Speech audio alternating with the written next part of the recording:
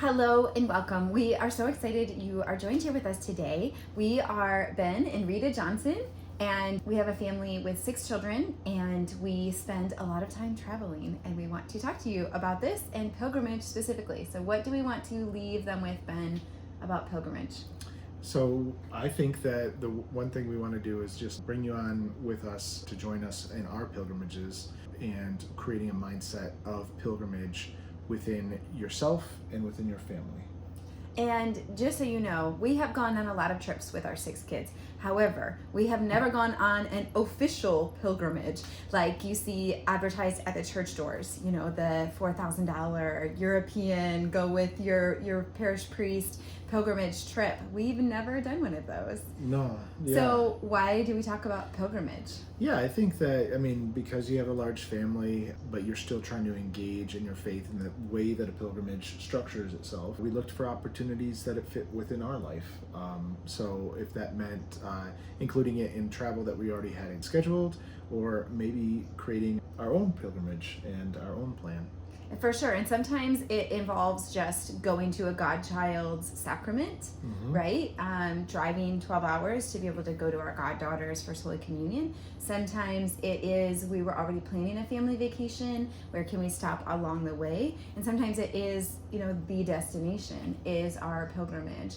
But we found it's very hard to really be able to prioritize pilgrimage if all we see are those back of the church pilgrimages, which they're probably amazing, and I probably would absolutely love it if I was able to go on one, but we are not independently wealthy. And so to go on that with a family of 8 would be more than our budget can allow in this season of our life. And the timing and all the other logistics because they're very structured, it's very hard to work a family into those kind of plans. Yes, and a baby that needs to nap, or a toddler that needs to run, or an 8-year-old that needs to swim. Right.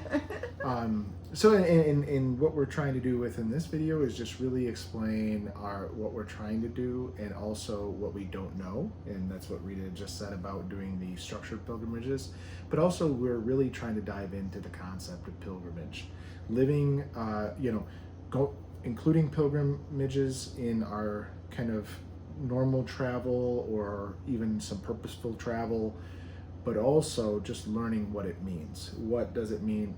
Because we're all on a pilgrimage to our final destination with God's grace to heaven, but exploring that concept, exploring what it means to be a pilgrim, and embracing that and letting the graces come in from that experience. Yes, and we have several really exciting interviews lined up where we're going to be exploring pilgrimage with others. So it won't just be us that you're hearing from. Why do we go on pilgrimage? What are some fruits others have experienced from pilgrimage, in addition to our own? And also we're going to be really honest and humble with you and share some of our foibles and some things that we want you to learn through our experience, so you do not have to live through them, because some of them have been really hard and really heavy. And yet we have found such benefit to being able to go out and travel and orienting our mindset around the fact that it's not a vacation, it's a pilgrimage, and how much that has helped us in those moments when a trip feels hard. It feels frustrating, it feels overwhelming, we're all at our wits' end, we have nothing left to give, we're hungry, we're tired, we have no energy left, and yet then when you encounter something sacred, when you encounter, a servant of God that you had never met before, when you encounter our Lord waiting for you in adoration at the end of an all-night flight, when you encounter these moments of grace because you've been orienting your mindset around the fact that we're on pilgrimage, we're not here for just to lay on the beach, we're here for this other purpose. It allows for us to be open to those graces in that moment. And that's something that we have found very profoundly in our life, especially these last 3 years when we have been a bit more nomadic. And something that we want to share with you all and encourage you all to do that. And also to show you how we've done it on a budget with a big family. And that a lot of those barriers that we construct as to why we can't do pilgrimage sometimes are self-constructed, and ways we can break those down.